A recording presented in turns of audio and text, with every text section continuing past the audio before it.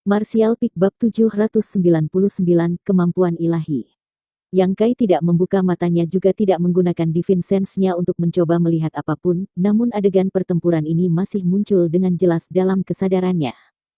Segera, Yang Kai menemukan dirinya tertarik oleh pertempuran ini, bahkan melupakan rasa sakit yang luar biasa yang dia alami, semua perhatiannya terfokus padanya. Pertempuran itu terjadi antara dua master yang sangat kuat, setiap gerakan yang mereka buat mengandung kekuatan yang tak terbayangkan.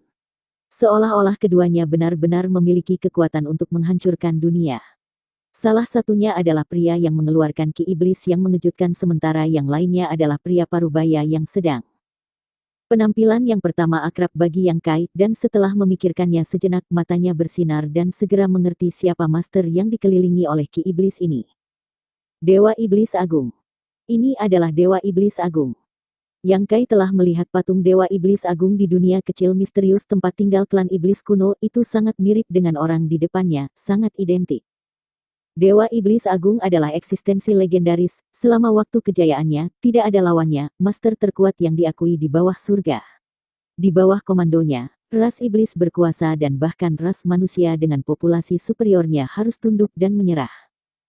Sejak saat itu, tidak ada pemimpin ras iblis yang berani menggunakan gelar Dewa Iblis, mereka semua malah menyebut diri mereka Komandan Iblis, yang menggambarkan sejauh mana mereka menyembah dan menghormati Dewa Iblis Agung. Konon pernah ada seorang Komandan Iblis yang dengan kesombongannya menyebut dirinya sebagai Dewa Iblis dan akibatnya, dalam beberapa hari, dikepung dan dibunuh oleh bawahannya sendiri. Dari ini saja jelas seberapa besar pengaruh dan kewibawaan yang masih dimiliki Dewa Iblis Agung dalam ras iblis bahkan setelah kematiannya. Namun, pemandangan di depan Yang Kai mungkin dari sebelum Dewa Iblis Agung dewasa dan mencapai puncak itu.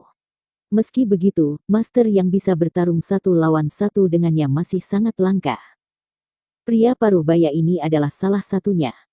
Dia adalah Tuan Suci dari Nine Heaven Holy Land era itu. Orang yang tubuhnya ditemukan Yang Kai rusak dan hancur di dalam peti mati yang tersegel. Yang Kai tidak bisa menahan perasaan agak gelisah. Dia tidak tahu mengapa dia bisa melihat pertempuran ini yang telah terjadi bertahun-tahun yang lalu, tapi dia samar-samar merasa itu terkait dengan setetes darah emas Dewa Iblis. Mungkin darah emas Dewa Iblis membawa beberapa kenangan tentang Dewa Iblis Agung. Dewa Iblis Agung dan Tuan Suci saat itu keduanya adalah Master Alam Sein Orde ketiga, itu benar-benar pertarungan antara Master level puncak. Apa yang menyebabkan pertempuran ini, Yang Kai tidak tahu. Pada saat dia mulai mengamati kedua Master itu sudah terlibat dalam perjuangan yang intens, keduanya tidak menahan apapun. Dari tanah ke langit berbintang, dan kemudian kembali ke tanah dari langit berbintang, pemandangan berubah dengan cepat saat keduanya bertarung. Kekuatan mereka tampak seimbang, tidak satu pun dari mereka mendapatkan keuntungan dari yang lain.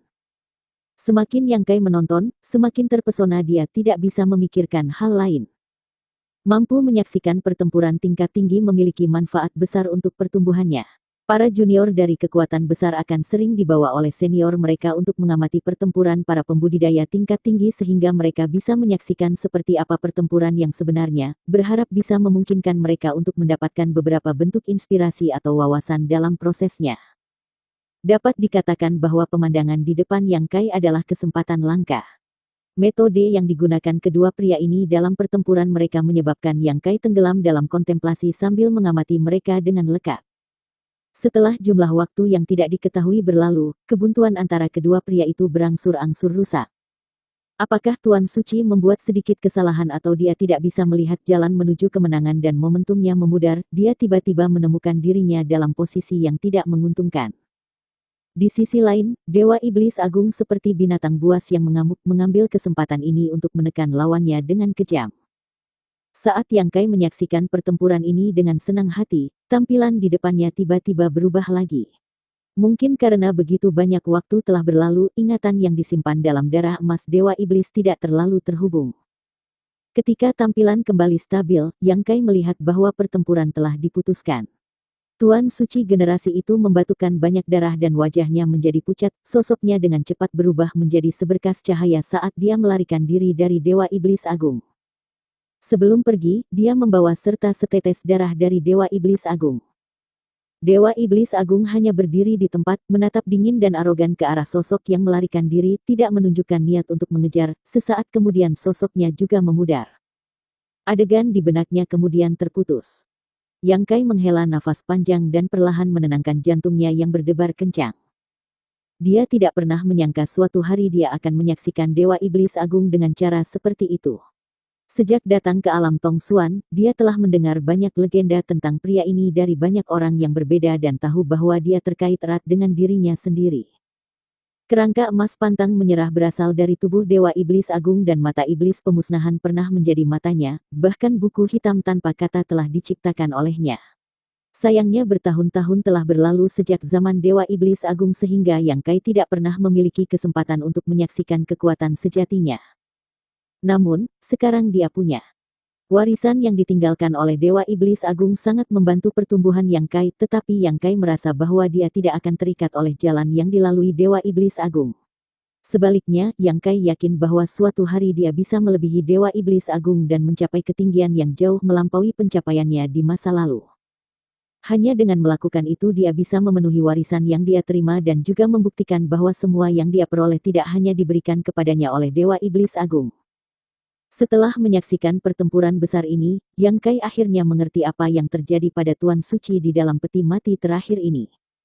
Luka yang diderita tulang Tuan Suci ini seharusnya disebabkan oleh Dewa Iblis Agung. Setelah pertempuran itu, yang pertama telah kembali ke Tanah Suci dan segera meninggal. Alasan dia meninggalkan setetes darah emas Dewa Iblis kemungkinan besar karena dia tidak bisa menerima hasil ini. Rangkaian kebetulan ini menyebabkan Yang Kai secara tidak sengaja mendapatkan setetes darah emas Dewa Iblis ini dan mampu mengamati pertempuran yang begitu sengit. Di dalam makam suci, Yang Kai perlahan membuka matanya. Kegelapan yang telah merasuki ruang ini telah memudar dan atmosfer suram aslinya telah dipulihkan. Memeriksa dirinya sendiri, Yang Kai sedikit terkejut. Meskipun dia telah menderita banyak luka di sekujur tubuhnya, dengan kemampuan restoratifnya yang kuat luka seperti itu tidak relevan.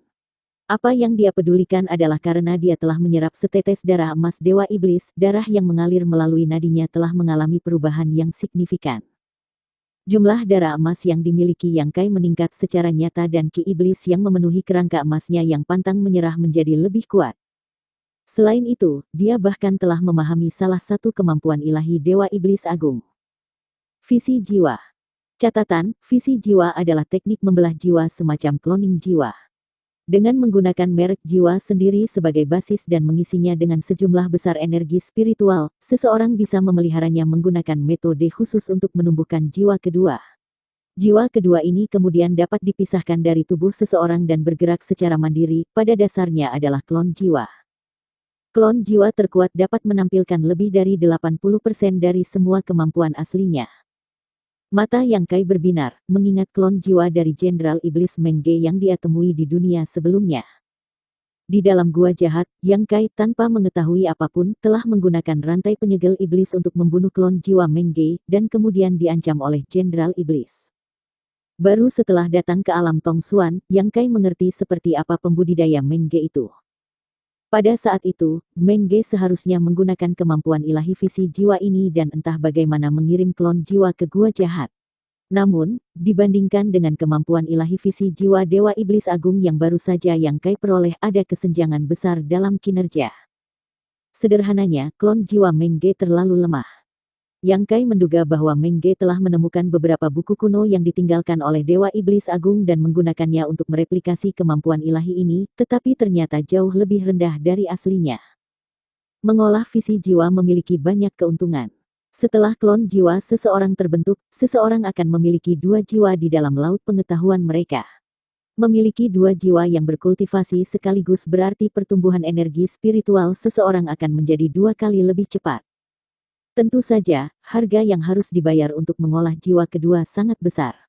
Mengolah visi jiwa membutuhkan sejumlah besar energi spiritual. Namun, bagi Yang Kai ini bukanlah masalah. Dengan lotus pemanasan jiwa 6 warna terus-menerus memberi makan jiwa, energi spiritualnya dapat dipulihkan jauh lebih cepat daripada yang lain. Menyapu matanya ke sekelilingnya, Yang Kai menemukan bahwa makam suci sekarang benar-benar berantakan. Sepertinya karena kedatangannya kali ini, dunia kecil misterius ini telah dihancurkan. Mulai sekarang, setiap kandidat Tuan Suci yang datang kemari sepertinya tidak akan mendapatkan keuntungan apapun, mereka juga tidak akan menerima pencucian otak dari pendahulunya. Bahkan Yang Kai tidak bisa menahan perasaan sedikit canggung. Meskipun dia telah dipaksa memasuki tempat ini oleh Suhui dan yang lainnya, makam suci juga merupakan salah satu pilar fondasi Nine Heaven Holy Land.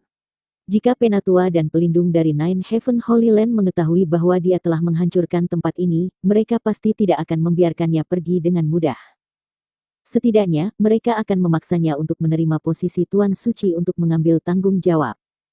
Selain itu, cincin jiwa Tuan Suci telah menyerap merek jiwa Yang Kai. Yang Kai tiba-tiba merasa segalanya menjadi rumit dan kecuali dia bersedia berperang dengan Nine Heaven Holy Land, situasinya telah ditetapkan. Menghela nafas jengkel, Yang Kai tidak terburu-buru meninggalkan makam suci dan malah mulai mengembangkan visi jiwa Dewa Iblis Agung.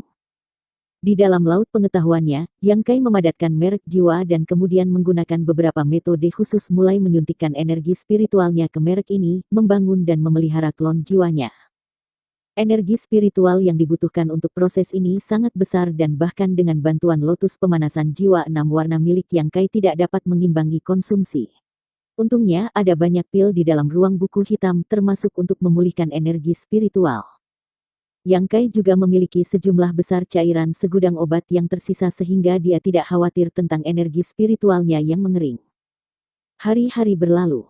Yang Kai tidak berniat untuk segera meninggalkan makam suci, berharap dengan berlalunya waktu, dia bisa memudar dari ingatan Su Hui dan penatua 9 surga lainnya.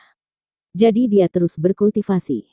Hanya ketika dia telah mencapai tahap pencapaian kecil dari kemampuan ilahi visi jiwa, Yang Kai memutuskan untuk berhenti. Mulai sekarang dia tidak perlu secara aktif mengembangkan kemampuan ilahi ini karena jiwa keduanya sekarang akan terus memperkuat dirinya sendiri. Sayangnya, sampai mencapai kematangan penuh, dia tidak akan memiliki kesadarannya sendiri dan tidak dapat memberinya bantuan apapun. Setelah mencapai kedewasaan, Yang Kai juga perlu menemukan wadah yang cocok untuk menanamkannya agar dapat membuat klon jiwa yang sebenarnya. Saat ini klon jiwanya tidak memiliki kemampuan untuk berpikir sendiri dan hanya bisa dimanipulasi secara langsung oleh Yang Kai. Tetapi mengirimkannya ke tempat-tempat yang tidak nyaman atau berbahaya baginya untuk pergi mungkin terbukti berguna di beberapa titik. Perlahan berdiri, Yang Kai mencari-cari jalan keluar dari makam suci. Bersambung.